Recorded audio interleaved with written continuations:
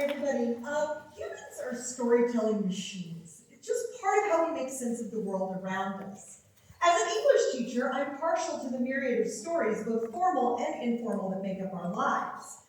But even though my life and my livelihood are intertwined with storytelling, I know that stories can be dangerous to our brains. So today I'm going to tell us a little bit about how storytelling can take us out of the now, why that's a bad thing, and how we can get back to normal if we get lost in a maze of stories in our heads.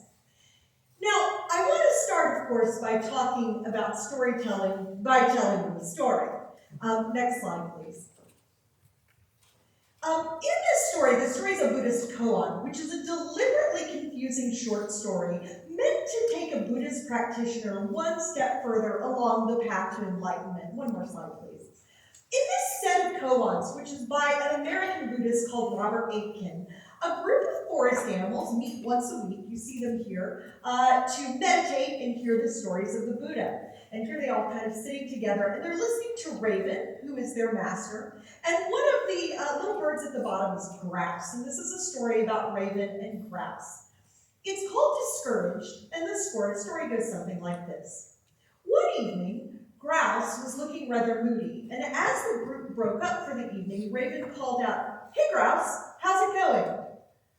"Oh," said Grouse, "I don't know. Sometimes I get discouraged. It seems like it's taking me so long to understand anything." "Well," said Raegan, "everybody takes the same amount of time."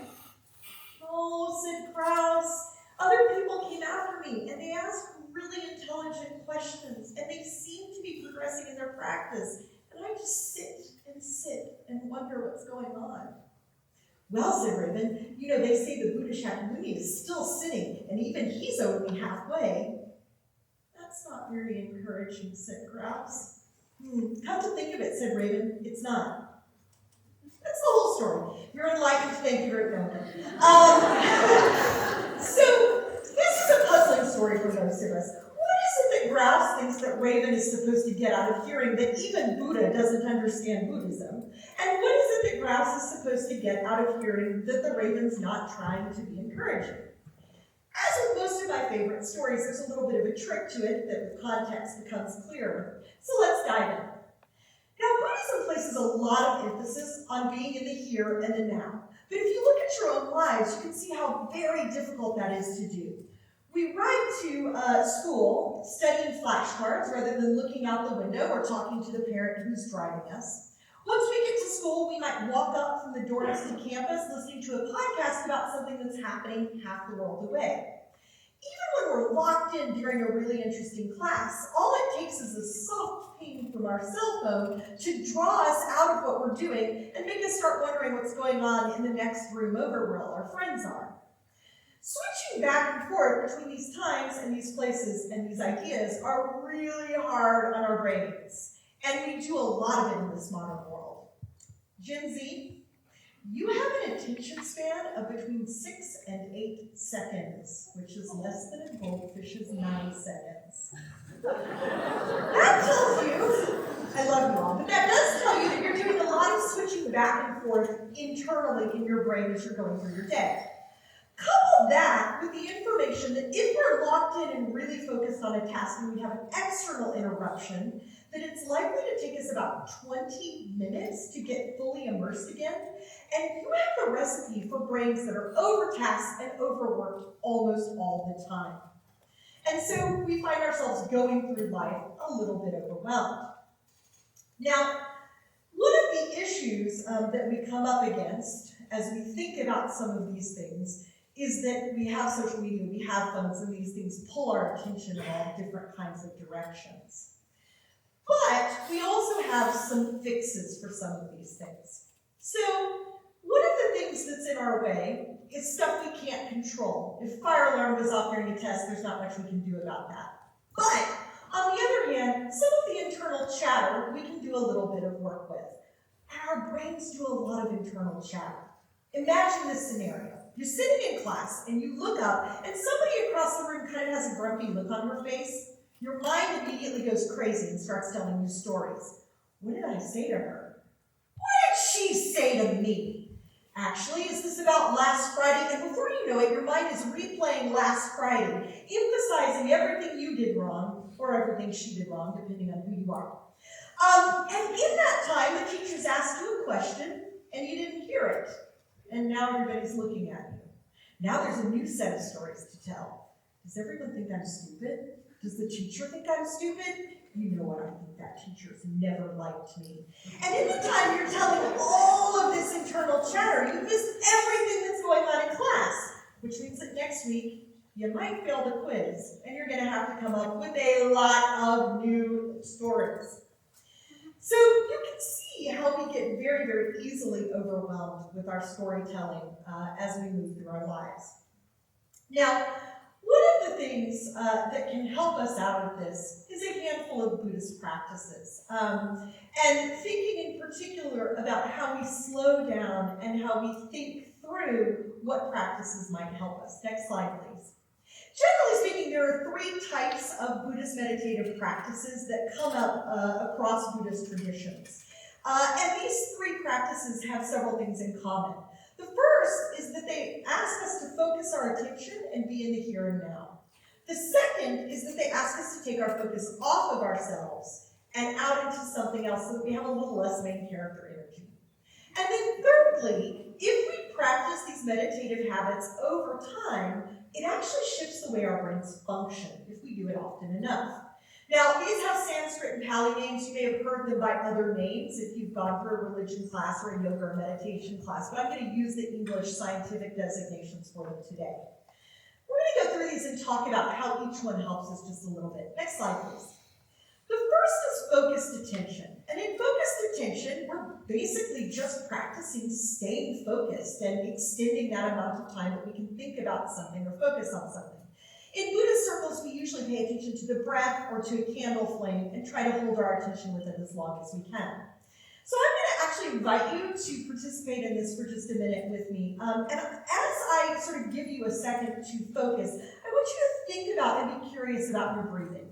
Are your breaths long or short? Is the air cool or warm? Does your chest feel nice and relaxed, or is it kind of constricted and tight? So let's take a second and just try to keep your attention on your breath for the next few seconds.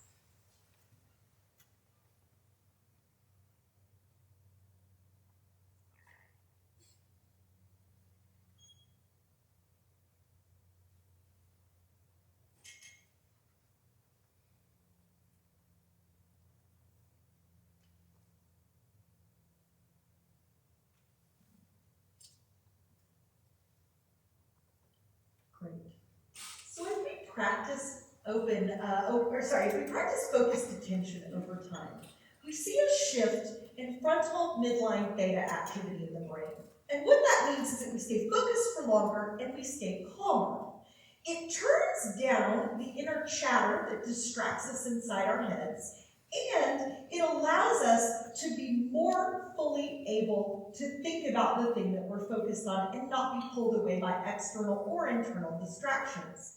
Imagine being able to plow through a whole set of AP Calc BC problems while your roommate is belting out SpongeBob show tunes. That's a superpower.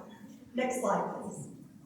The second type of meditation we'll talk about is open monitoring. And in open monitoring, what we're really practicing is staying with our experience without judging it or without worrying about it in some kind of way. So in a second, I'm going to invite you to sort of participate in some open monitoring. And you might hear the sound of an airplane overhead. You might hear the soft whistling noise that your neighbor's nose is making as she breathes.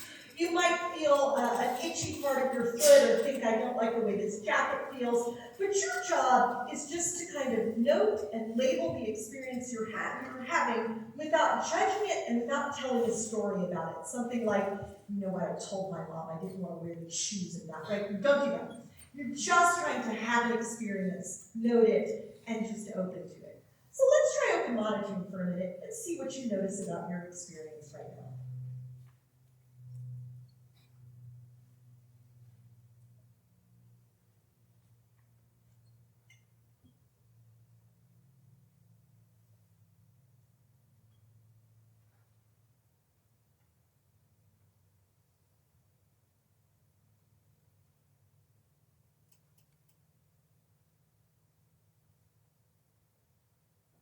Excellent. See how I called it an airplane for us?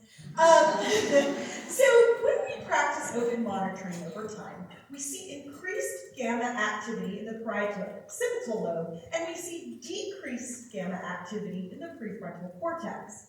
What that translates to in practice is that we are more open to the experience that's right in front of us and more able to perceive it deeply. And at the same time, it turns down the volume on the voice that asks us to judge or to worry. That means, for instance, that you might go into a brand new type of experience that you've never had before and just enjoy every minute of it without worrying about whether you're doing it right or what other people think of you or how long it's going to last. That's a superpower, too. Next slide. Finally, we have loving kindness meditation. And in this kind of meditation, we picture people that we are close to or not close to, and we wish them health and happiness and well-being. We're going to practice this, and if you feel comfortable, I'd love it if you would close your eyes with me.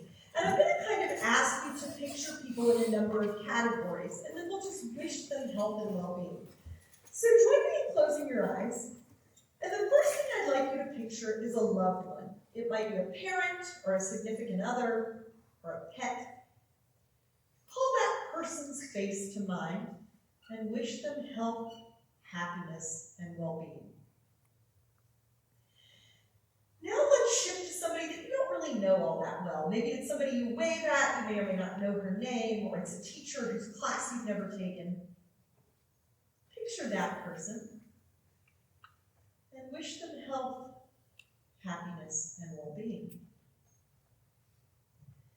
All right, next let's go to somebody you don't like much. You might be mad at them right now, or you might have never liked them, but go ahead and call them to mind. And let's wish them some health, happiness, and well-being. And finally, and for some of us this is the hardest one, picture yourself as you saw yourself in the mirror this morning. Wish yourself health, happiness, and well-being. All right, you can open your eyes now. Scientists say that one of the things that's interesting is when we think of ourselves and we think of others, our brainwaves are actually quite different. But if you practice loving kindness meditation over time, it actually evens out the brainwaves so that our brainwaves are much more similar when we think of ourselves and when we think of others. That is, they think, why people who practice ongoing loving kindness meditation often self-report that they have increased interpersonal connectedness to others, and why in laboratory tests they tend to be more selfless and more altruistic than those who don't practice loving kindness meditation. Imagine on a day-to-day basis being able to be open-hearted and kind to whoever is coming your way, no matter what kind of day you're having, no matter what kind of past history you have, and no matter what kind of day they're having. That's a final superpower. Now, if we think about these practices over time, they do change the way our brains work. And that's a good thing. A lot of us work through these things on a day-to-day basis as best we can. And you can see how these practices would actually, over time, be beneficial to you and to others around you. Over time, thinking through these practices and engaging in these practices allows you to be more open-hearted, more present, and more available to the experiences and friends in front of you. What's unique about Buddhism is that Buddhism acknowledges that these are things that can take a lifetime of practice to attain. And they give us a roadmap to get there, despite the panic button in our brains that's telling us to worry or to think or to judge. Ultimately, when we begin to slow down, we can see how these things come together and how to be more open-hearted and more positive. So let's take a second and return to Grouse and Raven. Final slide, please. When Grouse and Raven are talking, Raven says that, come to think of it, his words aren't that encouraging. And that makes sense once you know a little bit about Buddhist thought. Grouse is making a major mistake. Grouse is thinking and judging and worrying about her Buddhist practice. She's worrying about where she is compared to other people in the group, or other animals in the group, I guess I should say. She's worrying about whether or not she's doing it right, and whether or not her questions are intelligent enough. Raegan's trying to remind her by saying, come to think of it, I'm not being encouraging, that she should stop thinking about these things. She should just do her practice rather than worrying about it. And so Raegan's story, and the story that's being told here, is that Grouse should just take her discouragement. She should just sit with it, rather than worrying about what it says about her practice, because that will get her closer to enlightenment and closer to health and happiness than thinking about her practice ever will. Raegan's suggestion here is just to embrace what's in front of her. So the next time you feel like your own brain is pulled in too many directions at once, and that you feel like you really need a break, think about Grouse and Raegan for a minute. Just slow down a little bit. Stop worrying about where you are in your life story. Stop thinking about whether or not what you're doing is measuring up. Listen to your neighbor's nose whistle a little bit. And enjoy the rest your brain can take in the here and now. Thank you.